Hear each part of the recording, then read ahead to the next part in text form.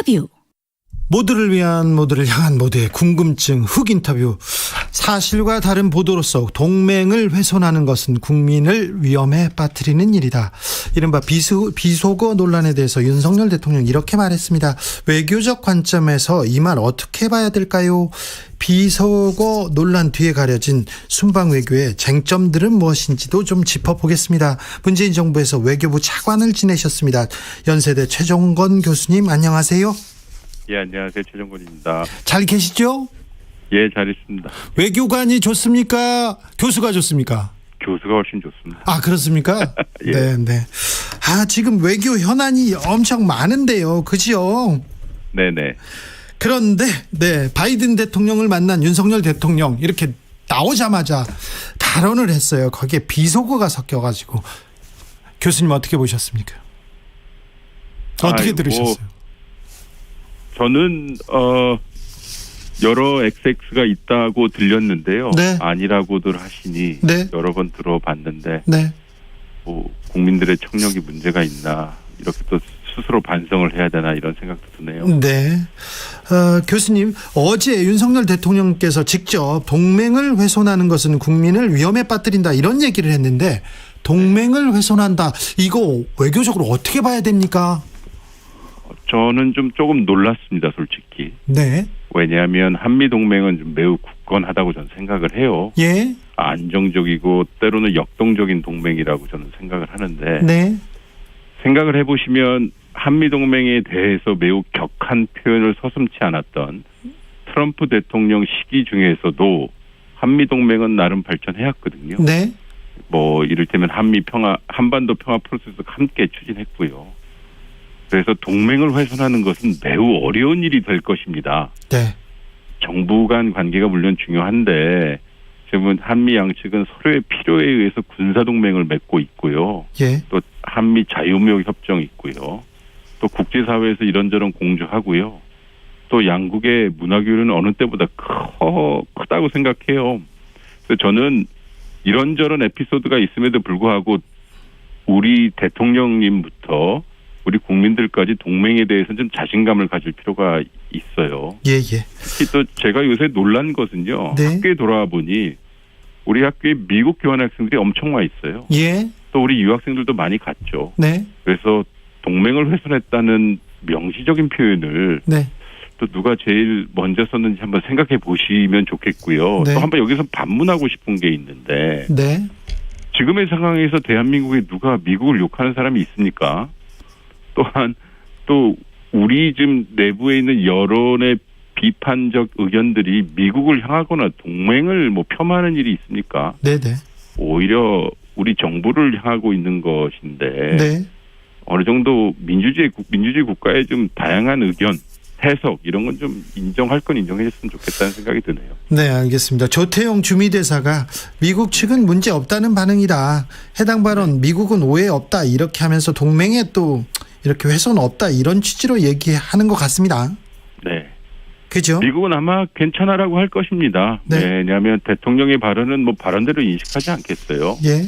왜냐하면 민주주의 국가의 대통령이 그럴 수 있지라고 인식할 수 있다, 저는 생각해요. 예. 제가 아는 미국은요. 왜냐하면 미국은 우리를 필요로 합니다. 게다가 그 발언의 진위가 어쨌든 간에 미국의 입장에서는 한국에서 지금 이렇게 소란스럽게 발생하고 있는 일들이 민주주의 국가니까 당연하다라고 이해할 거예요. 예. 그래서 중요한 것은 의회에 대한 적극적인 우리 정부의 관여일 것 같아요. 현안들이 지금 미국 의회에서 결정하는 거니까요. 예.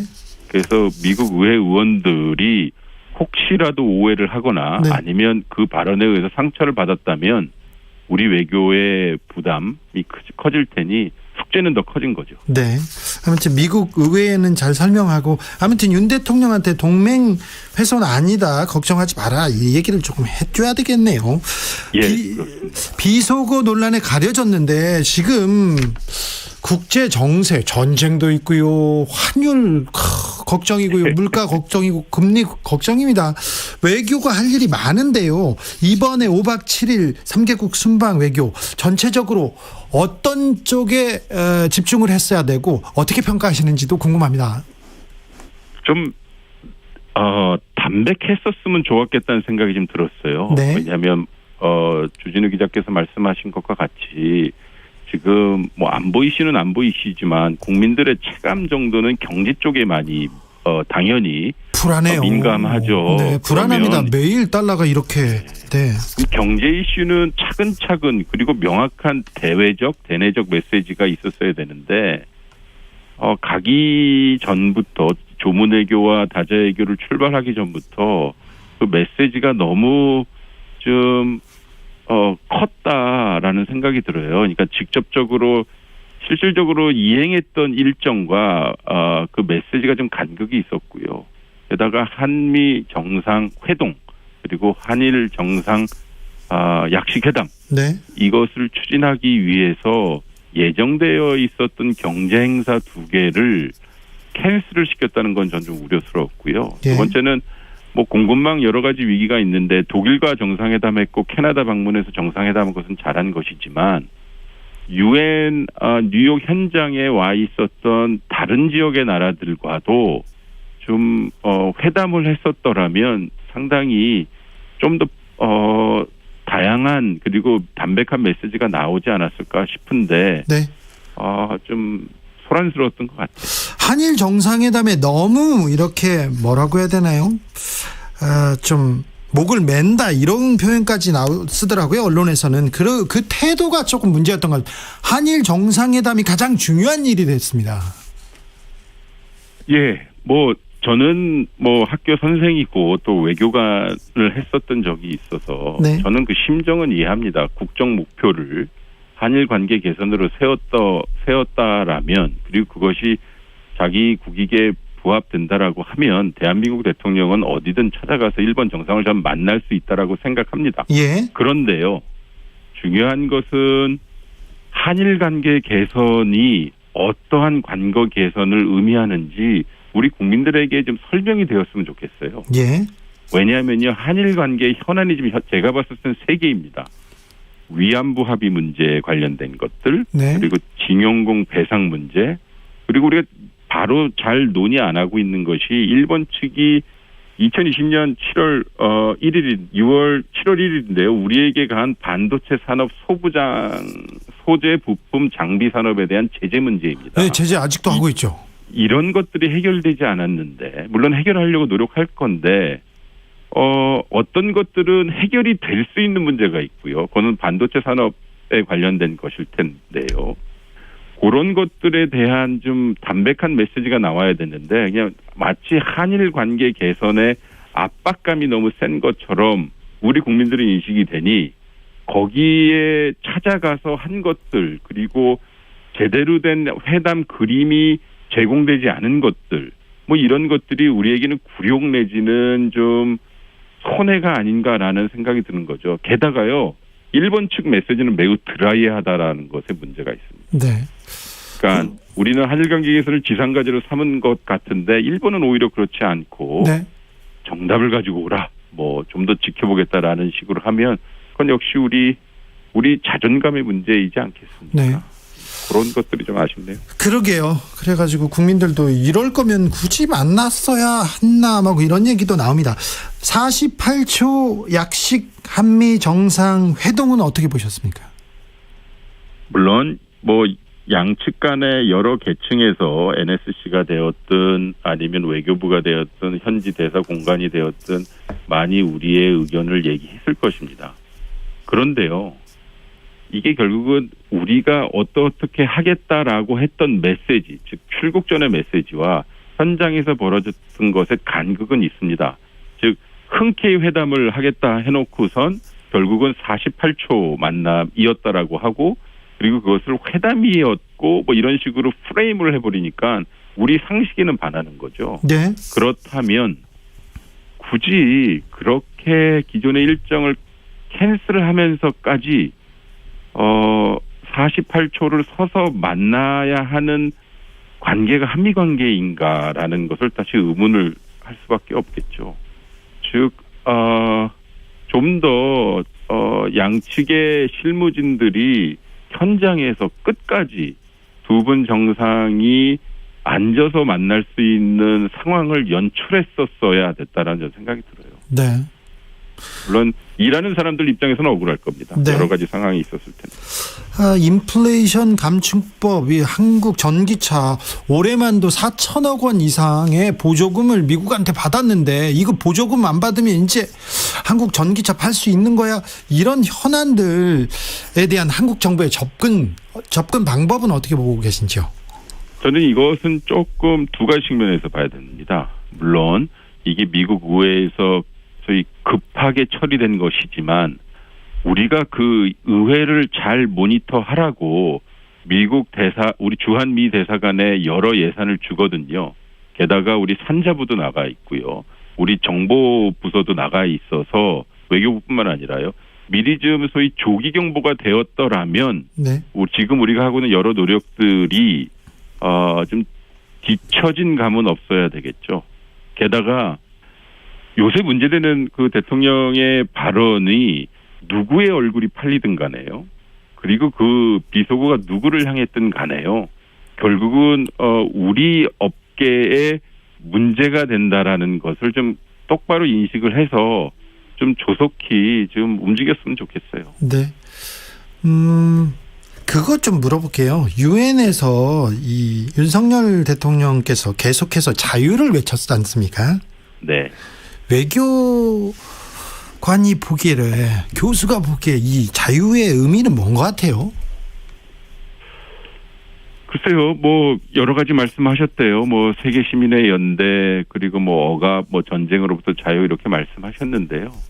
저는 뭐 역대 우리나라 대통령이 유엔 총회에 가셔서 사실 비슷한 맥락을 많이 말씀하셨죠. 전쟁으로부터 자유롭고 싶은 나라인 대한민국. 그렇죠. 그리고 한반도 평화를 좀 공고히 하고 싶은 대한민국. 그리고 그것이 매우 보편적인 사안이다라고 말씀하셨죠. 예. 전임 대통령이셨던 문재인 대통령님도 저희 국제사회 연대를 통해 코로나 등등 새로운 현안을 해결하자라고 하는 연대 의식을 밝히셨는데요. 가장 중요한 것은 우리의 스토리를 뺐다는 것입니다. 네. 한반도의 평화가 없으면 동북아의 평화가 없고 동북아의 평화가 흔들리면 지금 우리가 우려하고 있는 세계 경제는 더 악화가 될 텐데요. 그것이 이제 윤석열 정부의 스토리를 세계에 알릴 수 있었는데 나중에 연설이 끝난 다음에 자유와 연대가 한반도의 스토리고 윤석열 대통령의 독트린이라고 하였다면 임팩트가 좀 적었다라는 생각이 들어요. 네. 결국은 우리 스토리가 없는 보편이라고 하는 것은 조금 설득력이 떨어지죠. 문재인 대통령이 그 유엔 총회에 갔을 때 그때 BTS랑 같이 갔을 때 네. 한국 사람들 막 자부심 느껴진다, 국격 살아난다 얘기했습니다. 그때 차관님, 외교부 차관님으로 제가 교수님 맞아요. 인터뷰할 때 한국이 세계적으로 위상이 이 정도입니까? 그때 네. 교수님께서 그 얘기했어요. 아무도 한국을 기다리게 하지는 않습니다. 그죠? 맞습니다. 기억나죠? 근데 예. 지금 너무 우리 대통령이 나가서 기다리고 막 조금만 만나고 오고 막 이렇게 좀 헐대받고 그러니까 속상해요. 아니 뭐 전임자의 입장에서도 많이 속상은 하죠. 결국은 이 원동력은 국민이나 혹은 그 정부의 국내적 지지와도 좀 연관이 되는 것 같아요. 내치와 외치는 절대로 따로 떨어져서 생각할 수 없으니 지금 순방 마치고 오셨으니 네. 이제는 실질적인 성과, 지금 용산에서 이야기하는 여러 가지 성과가 있었다라고 주장하시니 그것을 실질적인 성과로 국민들한테 보여줘야 되는 숙제는 더 커졌다고 봅니다. 네. 외교는 결국은 결과이거든요. 과정도 중요하지만 예. 그 결과여서 IRA법, 인플레 감축법이 어떻게 해결되는지 저희는 지켜봐야 될 것 같고요. 어떠한 한일 관계가 정상화인지 한번 지켜봐야 됩니다. 외교는 결과다. 외교부는 정말 프로들만 일한다. 그리고 외교관들의 자질 굉장히 뛰어나다고 차관님, 교수님께서도 여러 번 강조하셨는데 우리 외교관들. 근데 불과 몇 달 만에 왜 이렇게 좀 능력을 보여주지 않으시는지, 국가안보실은 뭐 하고 있는지. 사실은 대통령은 외교에 대해서 뭐 정치에 대해서 조금 모를 수도 있어요. 외교부에서 이렇게 조금 지시하거나 계획대로 짜면 그대로 따라가면 될 텐데 그런 생각도 좀 합니다.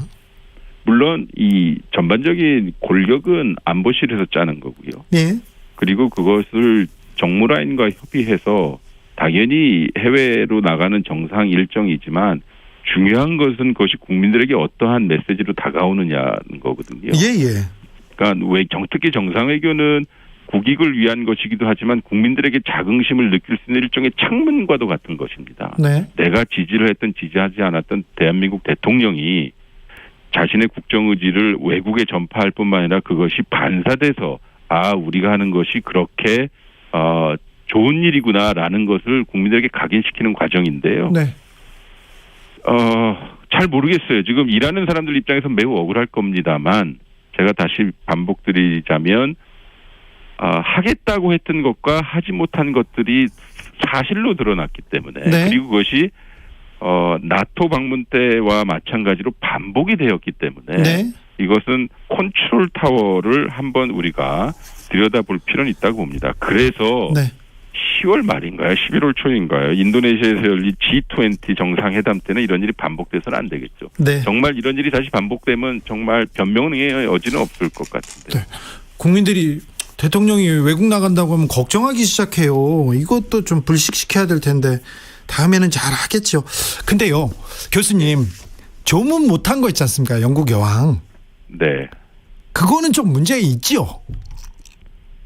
물론 현장의 상황이 있었을 것입니다. 우리가 조문 외교라는 걸 자주 하는 것도 아니죠. 그러나 네. 거꾸로 생각을 해보면 처음 하는 것이기도 하고요.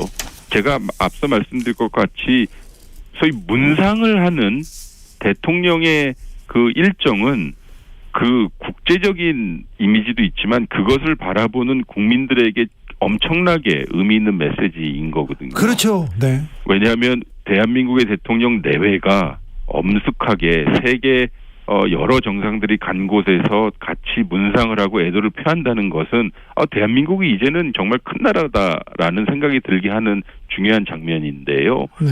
그렇다면 어떻게든 만들어냈어야 합니다. 네. 알겠습니다. 이를테면 대통령님 손잡고 마크롱 대통령 내외처럼 네. 운동화 신켜서라도 걷게 하셔서 했었다면 네. 우리 국민들은 참 좋은 생각으로 그렇죠. 대통령이 열심히 하시는구나 네네. 라는 생각을 하셨을 텐데 네. 여러 가지 빈 공간이 물론 외교 현장이어서 외교관들은 답답할 겁니다. 다 소위 공개해서 말할 수 없을 테니까요. 네. 그래서 안보실 정무적인 생각을 하는 용산 대통령실의 역할이 상당히 중요한 거라고 좀 봅니다. 그게 대한민국을 위하는 일이고 네. 대통령을 위하는 일이라고 생각합니다. 아무튼 안보실은 좀 일본만 챙기는 것 같아요. 일본만 신경 쓰는 것 같아서 좀 걱정인데. 그런데요, 이번 순방 한쪽에서는 외교 참사라는 얘기 계속 나옵니다. 외교적으로 잘한 건 없는 것 같은데 외교 참사다 이런 지적은 어떻게 보시는지요? 사실 저희도 겪어봤죠. 현장에서 해외에서 정상 일정하고 돌아오면 빈손 귀국에 해외에서 왜 갔느냐, 외유냐, 참사냐 이건데요. 기본적인 제 생각은 그런 용어는 우리가 좀 자제했으면 좋겠지만 네. 국민들 입장에서는 이게 계속 반복이 된단 말이죠. 예. 그렇다면 이거는 무엇이 잘못됐냐면 일정 관리뿐만 아니라 현장과 그리고 용산에서의 메시지 관리를 명확하게 해야 될 것 같아요. 그렇죠. 예. 그러면 우리는 참상이라는 용어, 우리 스스로 외교 참상이라고 쓰는 거 되게 슬픈 일이고 상처받는 일이거든요. 네, 네. 그것들은 좀 한번 좀 안타까운 일이는데 네. 좀 이런 것들은 너무 왜 우리 외교 참사라고 그래라고 소위 좀 기분 나빠하기보다는 네. 좀 이 앞으로 대통령이 집권 기간 중에 계속 해외를 나가셔야 하니 네. 좀 고칠 건 고치고 네. 업데이트해야 될 건 업데이트하면서 좀 고쳐 나갔으면 좋겠습니다. 마지막으로 하나 물어볼게요. 교수님, 오늘 대통령실에서 이런 얘기를 했어요. 대통령이 하지도 않은 발언을 가지고 우리의 최우방 동맹국을 폄훼하는 듯한 발언이라 이렇게 동맹국을 폄훼하는 듯한 발언을 했다. 이걸 기정사실화하는 것이 문제의 본질이다. 이렇게 대통령실에서 메시지가 나왔는데 이 메시지는 어떻게 봐야 됩니까? 이해가 안 되는데요. 제가 초반에 말씀드렸다시피 우리가 가지고 있는 여러 비판의식 그리고 의견들이 미국을 향하고 있지 않습니다. 네. 그리고 정부의 외교 행위에 관련돼서 민주주의 국가의 시민으로서 정치인으로서 식자로서 코멘트할 수 있는 것입니다. 네. 침묵하게 한다면 동맹을 훼손한다라는 이름하에 침묵하게 한다면 그것이 자유와 연대에 반하는 것이라고 생각합니다. 알겠습니다. 말씀 잘 들었습니다. 네, 감사합니다. 문재인 정부 외교부 차관을 지내신 연세대 최정권 교수님이었습니다.